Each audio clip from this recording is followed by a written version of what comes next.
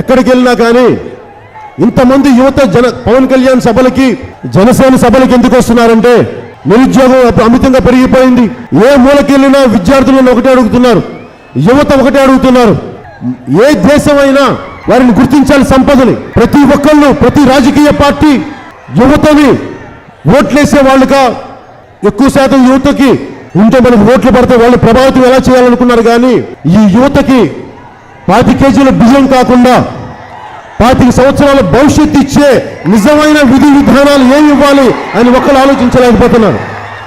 ఒక ఇంజనీరింగ్ చదివిన విద్యార్థి ఒక 6,000, 8,000 ఉద్యోగం. మరి ఇంజనీరింగ్ చదువు పర్పస్ ఏముంది? డాక్టర్లు చదివితే డాక్టర్కి ఉద్యోగాలు రావు.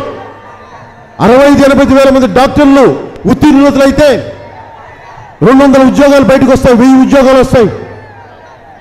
ఈ విధంగా వెళ్తా ఉంటే యువతలో ఉన్నది ఒకటే ఒక ప్రశ్న, ఈ దేశం నా ప్రతిభకు ఒక సమాధి కాకూడదు. ఎంత దూరం నడిచినా నా గమ్యానికి దూరం ఎప్పుడు అంతే అని నిరాశ నిస్పృహలకి గురైతే యువత ఎటెళ్తుంది? యువతను పట్టించుకునేవాడు ఎవడు? యువతకు 1,500 రూపాయలు, 2,000 రూపాయలు పడేసి వాళ్ళని భిక్షగాళ్ళ వాళ్ళు. అరే, వాళ్ళకి నిండు జీవితం ఉన్నవాళ్ళు, 25 సంవత్సరాల కళల జీవితాన్ని ఊహించుకుంటున్న వాళ్ళు, కళల ఖనిజాలతో చేసిన యువకులు. మరి వాళ్ళకి 1,500, 2,000 రూపాయలు.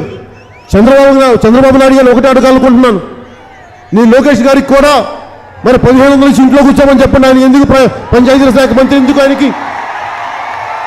కొడుకులకేమో మంత్రులు కావాలి. కోడెల శివప్రసాద్ గారి కొడుకేమో మళ్ళీ మంత్రి కావాలి. పెందుర్తి ఎమ్మెల్యే కొడుకు మంత్రి కావాలి. ప్రతి ఒక్కరూ, ప్రతి ఎమ్మెల్యేడు ఇంకొక మంత్రి కావాలి. కానీ మిగతా యువతంతా కూర్చోబెట్టి మీకేమైనా గులాంగిరి చేయాలా? మీకు బానిసత్వం చేయాలా? మీరు కూర్చొని పేకాట క్లబ్బులు నడుపుకుంటారా? ఖనిజాలు నమ్ముకుంటారా? అడుగులు తోచేస్తారా? సంపదను పంజారం చేస్తారా? ఏమనుకుంటున్నారు మీరందరూ? అడిగేవాడు లేకపోతే మిష్టారాజ్యం అయిపోయిందా? ఒక్కొక్కరికి ఊళ్ళలోంచి బయటికి రాకొచ్చి నడి రోడ్డులో నిలబెడతాను. జాగ్రత్త, కాపాడుతారు, మర్చిపోకండి.